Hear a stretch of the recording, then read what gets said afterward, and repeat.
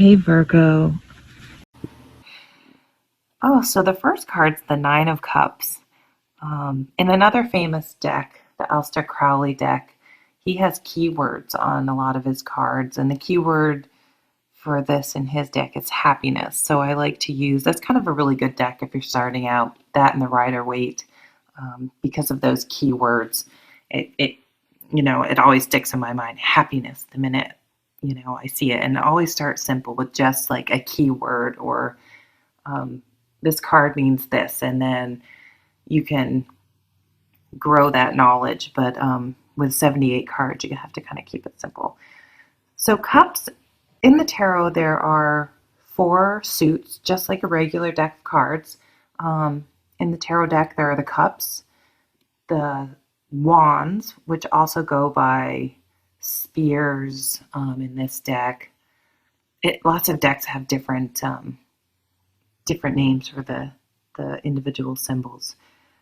Then there are the swords and also the pentacles, which can also be called discs or coins. So the Nine of Cups it's happiness, just something that's really fulfilling you, bringing you a lot of joy, and it's just a really, really good place to be. I don't really have anything to add. Let's see what the other cards are, and put it in some context. Ah, interesting.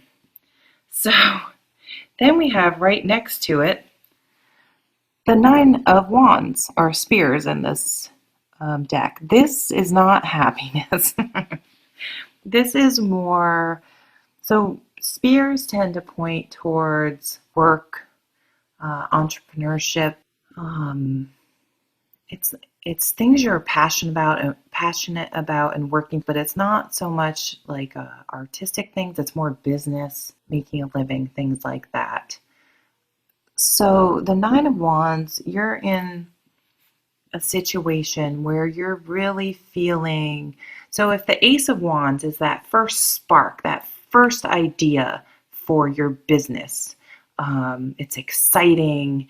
The Two of Wands, you have a business plan, you can think of it. The Three of Wands, your ships are coming in, things are starting to really happen, and you work your way up through the numbers. And then sometimes what can happen is we'll use a small business, your own business, as an example. You build this business and it grows, and as it gets bigger, all of a sudden you have all these employees, and you're starting to deal with people who call in all the time, people who are there just for a paycheck, that this isn't their passion. They don't treat this business like it's their own business, because it's not their own business. And this wonderful thing that was so exciting and you wanted so badly in the beginning can sort of come back and maybe bite you a little. So the Nine of Wands, you're kind of in one of those situations where you're feeling pretty stressed out and just sort of tired of all of this, and you kind of feel like it would just be easier to go work for someone else. And when you work for someone else, it'd just be so much easier to have your own business. Or even if it's just you say are a house painter, and it's just you know, people are putting demands on you that are, you're working all these hours, and it's just become a burden, is the way to look at it.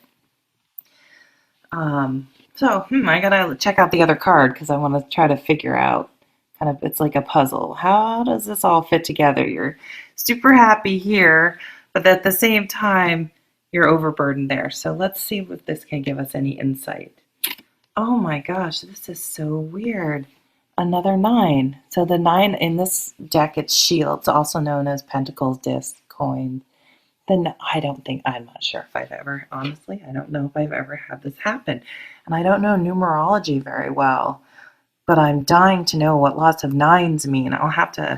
Maybe I'll get on my phone and look that up before we're finished, because, so the Nine of Shields is a wonderful, wonderful card, especially because in a lot of decks, it shows a woman, and She often has a falcon on her.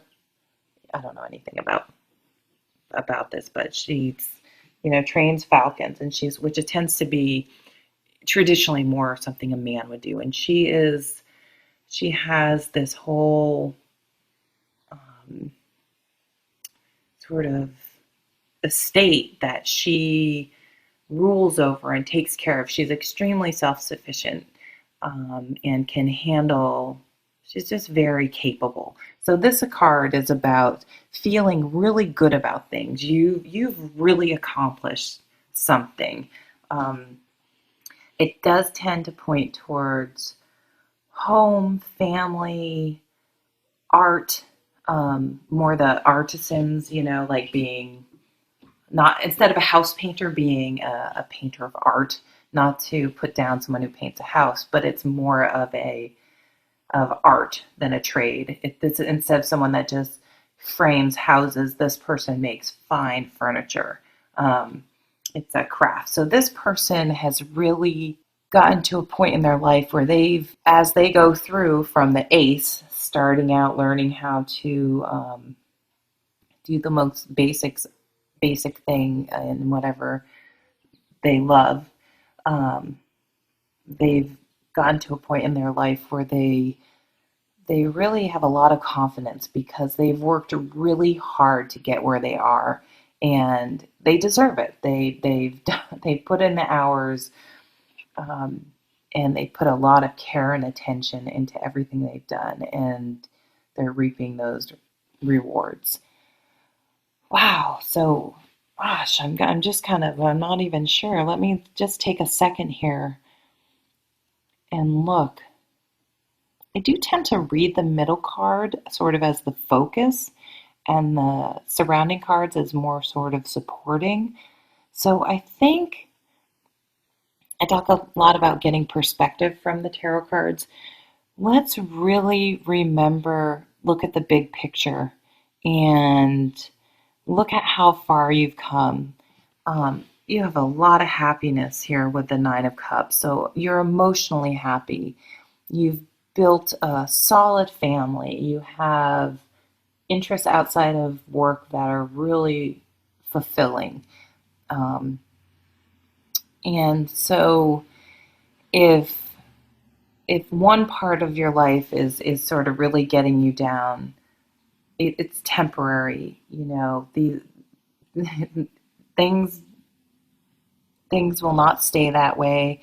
You're extremely capable in other aspects of your life, and you're very successful. So this too shall pass. Just try to look at the big picture. Remember that not all aspects of your life are sort of crashed on the rocks, like the picture in this particular deck.